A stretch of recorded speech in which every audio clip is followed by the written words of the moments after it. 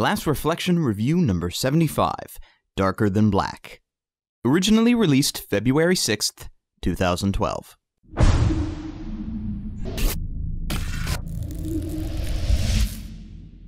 Let me try a little experiment on you guys. I'm going to show you two images, and you're going to tell me what they are as you see them.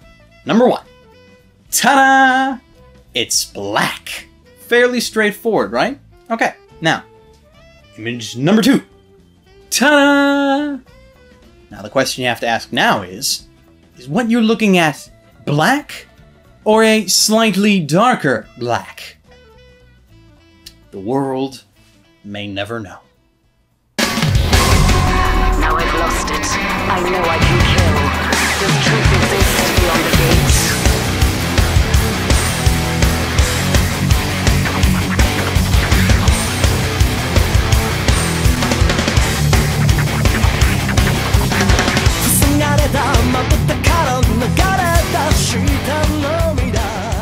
Darker Than Black is a very interesting show in many ways, just starting with the title. The creators seem to have gone out of their way to capitalize the word black in a way that makes me wonder why I'm the only one that's enunciating it when I speak it. As to me, this seems to be one of the logical ways to pronounce a word that is in all capitals, besides, maybe shouting it at the top of my lungs. It's also interesting because the name is illogical in itself. As a quick science lesson, the color black is not actually a color at all. It is, in fact, the absence of all color and light from the visual spectrum. Therefore, you cannot have a color that is darker than black. Those who think so are either philosophers thinking of some spiritual dark black, or idiots like this. Yeah, I know it's sexy, Woodhouse. That's why I bought 10. Now arrange those by color. These are all black. Oh, are they? Or are 5 in a dark black and 5 in a slightly darker black? Due to the ludicrousness of the name itself, for the purposes of this review, I am renaming this show as Hey's Super Happy Fun Time with Superpowers. Not only because this new name is surprisingly more relevant to the show itself, but also because my throat will not allow me to scream, shout, or otherwise overly enunciate the word black for very much longer. So the plot of Hey's Super Happy Fun Time with Superpowers takes quite a long time to get a grasp on, mainly because it kinda takes forever for anyone to really explain what the hell is going on. We are told little bits and pieces here and there, however. Sometime in the past, something really bad happened in South America, and that thing somehow replaced all the stars in the sky with new fake stars that now represent all these human beings that have signed demonic contracts and are now called contractors. Is ludicrous enough for you? Maybe not, but I'm going to do it anyway. So the background basically is contractors kill people, people kill contractors, and contractors kill other contractors. And also, don't forget, Super Happy Fun Time with Superpowers, as all these contractors have various supernatural abilities. From flight to explodey blood to being able to teleport without your clothes. Fun times. Damn dolls!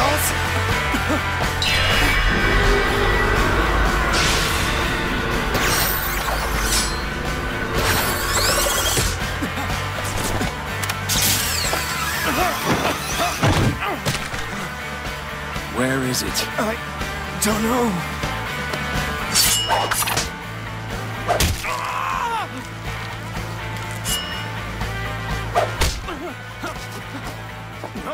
And so our protagonist for this adventure is a Mr. Li Shengshen, aka Hey, as all the badasses in this world must have a snazzy 007 style codename. Hey is a member of the not-so-well-explained organization called the Syndicate. Again, not very original with the names, but whatever. And the Syndicate is basically an unknown quantity, because they never really talk about it. Like, at all. But since Hei is the protagonist, we then therefore deduce that he is the one that we are supposed to cheer for. But also mainly because every other interesting character kinda gets killed off only shortly after we meet them. For the majority of the show, Hei just seems to receive orders and follow orders that he is given from his superiors, and these orders usually take the form of killing other contractors. Hei really seems like he's the creation of someone trying to remake Spike from Bebop, who just happened to decide to be all emo when he goes out fighting dudes before turning into a mild-mannered Clark Kent by day, and that just turned into a very weird analogy. Yeah. But I suppose the main problem I have with Hei is that throughout the entire show, we don't really know what his deal is. The only time he seems to have any sort of likability to him at all is when he's roaming around as his Lee civilian persona, because at night he doesn't really seem like the type of character you can attach to at all. And he also has the problem that, well, every other main character in this show has, in that we don't really know anything about them. We don't learn any of their backstory, anything like that, till at least halfway through the show. Until then, it's just, what new mysterious contractor are we gonna face this time, guys? Not that it isn't always fun, because, like, the action scenes are good, at least. Contractor, huh? It takes one to know one, isn't that what they say?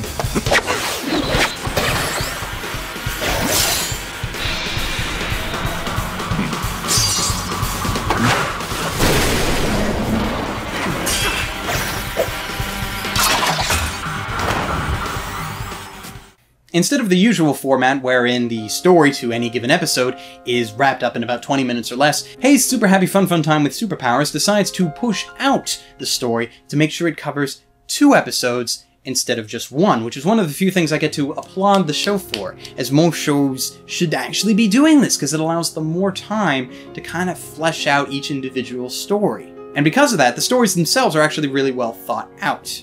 But okay, the bottom line that I have, which is my major problem with this show, is that it requires commitment.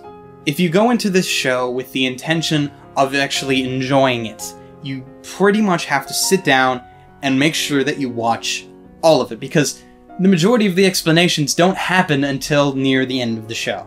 On an individual story arc basis, the stories, as I mentioned previously, are very well executed and thought out. They just don't do much in terms of character development, at least until much later, leaving you questioning who these main characters are and what they're doing and why.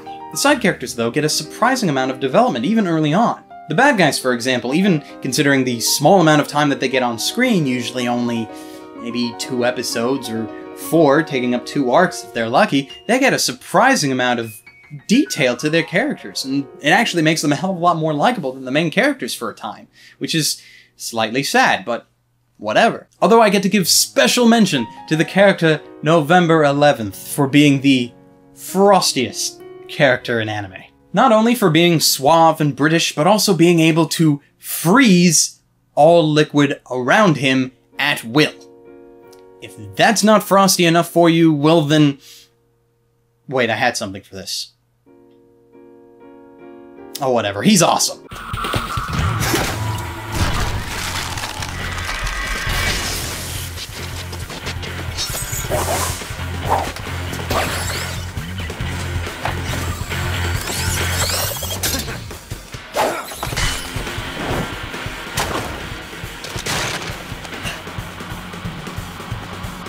The problem with classified missions is you never get to brag. Through all this negativity, however, there are some bright spots that really shine, starting with Yoko Kanno, as if almost to supplement my previous Bebop comparison, who chose to do the music for this particular show. I wouldn't say that the score for Super Happy Sparky Death Time was one of her best works, but it was still full of some very solid music. So solid that, along with the dub and the animation, basically carried the show. As this was a dub done by Funimation, there are not many things that I can complain about it. If anything, the only bothersome parts of the dub are not the voices themselves, but what the voices are saying. Because as much as they truly did try, even the wonderful voice actors and actresses at Funimation can't dress up some of the more wordy dialogue moments that explain basically nothing. But this is not a problem with the dub, that's just a problem with the script.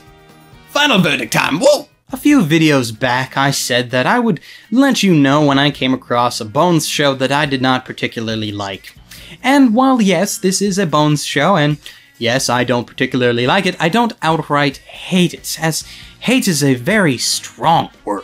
But it is the kind of show that I would be unlikely to watch again in the near future. As much as I really did enjoy some of the individual story arcs, I really do wish that sometimes that the show itself was much shorter and more direct than the version that we got. For what it is, it's full of the traditional Bones animation, albeit not with the same amount of flair that they normally spend their time on, with the exception to some action scenes, and both the musical track and the dub make for some very nice listening, even if the plot doesn't really know where it's going some of the time. Which, actually, no, is false, because it knows exactly where it's going. It just does a very bad job of trying to build up your anticipation for the ending, if that was even its intention, and instead just leaves you confused about the central story until it finally raises the curtain near the end of the show. And at the very least, the first opening sequence was addictive, though that's a small comfort at this point, really. So while I personally can't give it a full recommendation, I can't deny that there will be some people out there that will watch this show